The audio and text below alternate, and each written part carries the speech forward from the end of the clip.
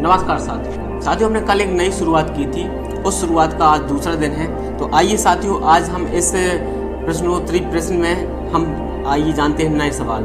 आगे चलते हैं मानवर कांशीराम साहब के दौर पर क्या क्या हुआ और उन्होंने कौन कौन सी जानकारियाँ हमारे लिए छोड़ रखी हैं जो हमें जानना बहुत ज़रूरी है। तो साथियों, मेरा पहला सवाल ये है, मायावती जी को अपना उत्तराधिकारी कब घोषित किया? इसके लिए आपको मैं देता हूँ 5 सेकेंड। 5 सेकेंड में आप कमेंट बॉक्स में जल्दी से टाइप कीजिए कि कब किया गया था। इसके बाद मैं दूसरा सवाल पूछूंगा आपसे। साथियों, दूसरा सवाल है, कांशीराम साहब कौन सा धर्म अपनाना चाहते थे?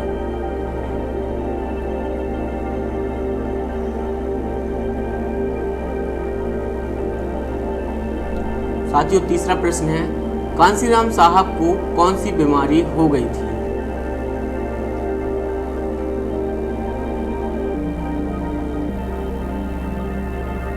साथियों, चौथा प्रश्न है, कांशीराम साहब के पार्थिव शरीर को किसने अग्नि दी थी?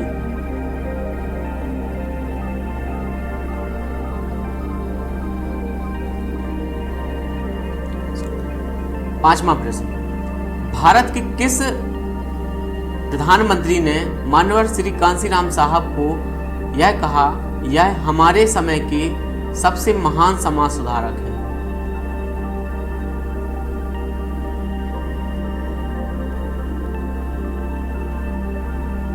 साथियों, छठवां प्रश्न है, श्री बद्रीनारायण तिवारी द्वारा कांशीराम साहब की जीवनी पुस्तक लिखी गई, उसका नाम क्या है?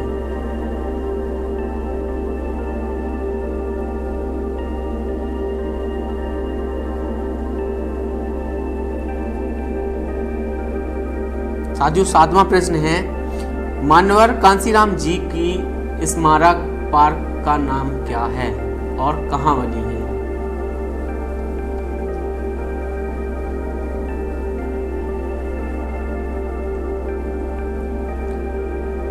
आठवां क्वेश्चन, मानवर कांशीराम साहब की मृत्यु कब हुई?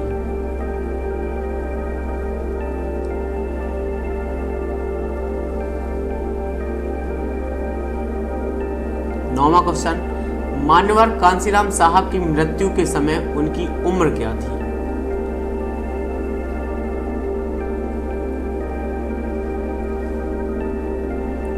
और साथियों, यहाँ पर अब मैं 10वां प्रश्न आपसे यह पूछने वाला हूँ, मानवर कांशीराम साहब ने दलितों का उद्धार किया, दलित समाज के लिए और सार्वजनिक समाज के लिए भी कार्य किया। तो 10वां मेरा प्रश्न आपसे यह है, मानवर कांशीराम साहब को भारत रत्न कब मिलेगा? बहुत अच्छा प्रश्न है साथियों। इस वीडियो को ज़्यादा से ज़्यादा शेयर करें ताकि मानवर कांशीराम साहब को भारत रत्न मिले।